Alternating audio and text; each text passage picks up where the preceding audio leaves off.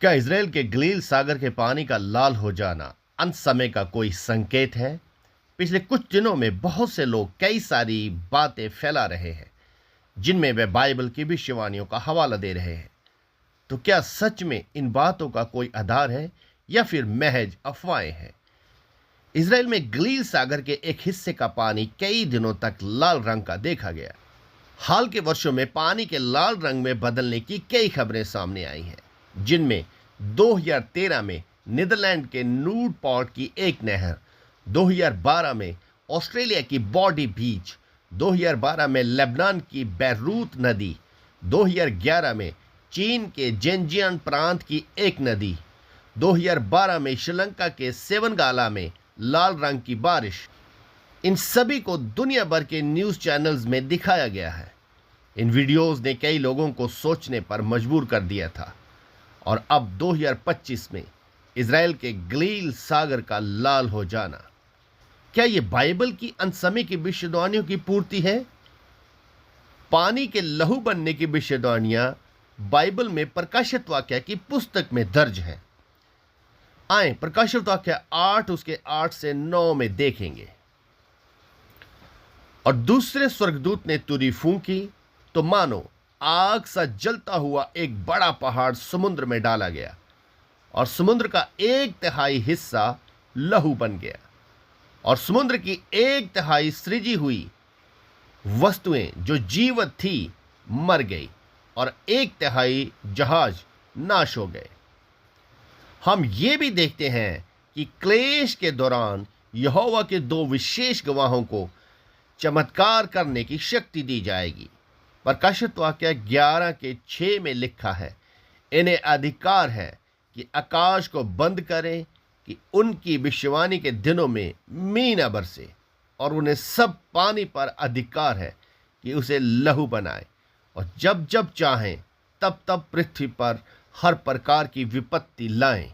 अंत समय के इन दोनों भविष्यवक्ताओं में मूसा जैसी ही शक्ति होगी, जैसे मूसा ने नील नदी को लहू में बदल दिया था। निर्गमन 7 के 20 में आप देख सकते हैं। गलील सागर के पानी के लाल हो जाने की आधुनिक रिपोर्टें बाइबल की अंतिम समय की भविष्यवाणियों से मेल नहीं खाती।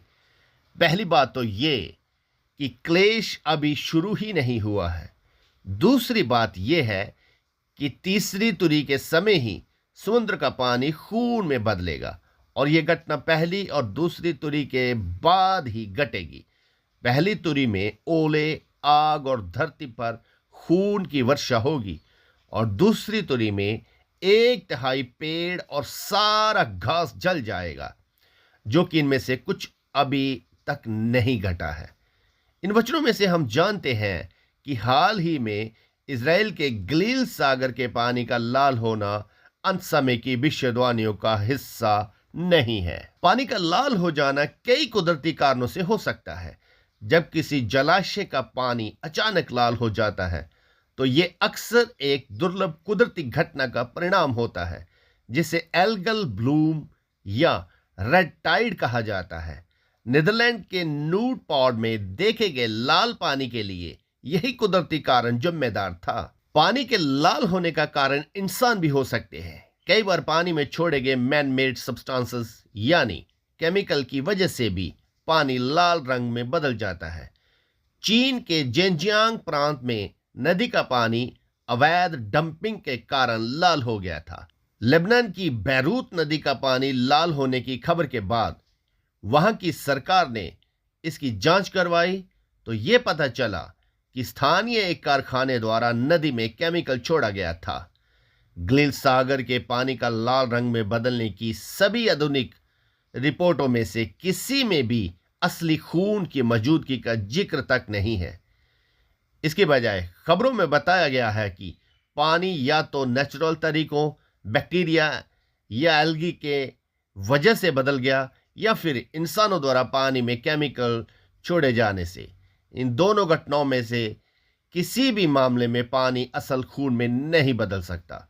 अंत में मैं साफ साफ कह सकता हूं कि बाइबल की कई सारी भविष्यवाणियां इन दिनों में पूरी हो रही हैं, परंतु पानी का लहू में बदलना अभी बाकी है और एक बात, हम अंतिम दिनों में तो रह रहे हैं, परंतु क्लेश में नहीं जी रहे हैं।